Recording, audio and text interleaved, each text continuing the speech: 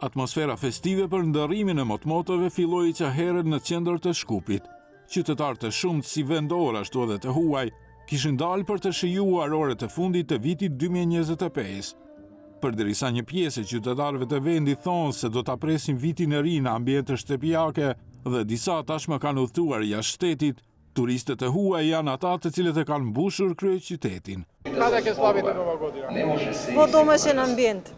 Тука нема да испаднете од центар? Не.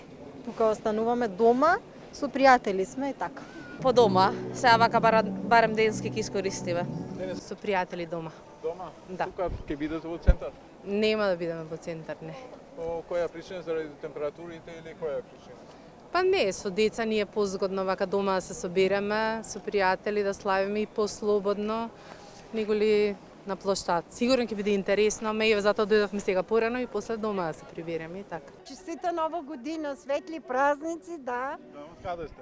От България. Дојдевте специјално за Да, посетење? специално. Тук ще караме новата година. Од центар? В център ни е хотела. Много сме доволни. Времето е прекрасно.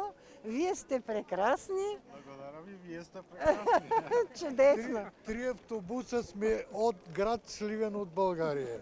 Дојдете специјално Всички специално да празнуваме Коледа, Нова година при вас.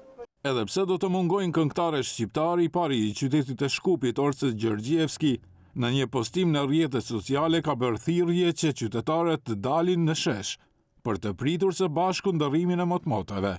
Sipas tij, performimi i këngëtarëve do të fillojë në orën 19:45 minuta dhe do të zgjas deri pas mesnatë, kur edhe do të numërohen minutat mbrapsht për shënimin e vitit 2026. Për ata të cilët kanë vendosur që ndërrimin e motmotëve ta kalojnë në qendër të Shkupit, do të duhet të durojnë edhe temperaturat e ulta, të cilat do shkojnë deri në -9 gradë Celsius.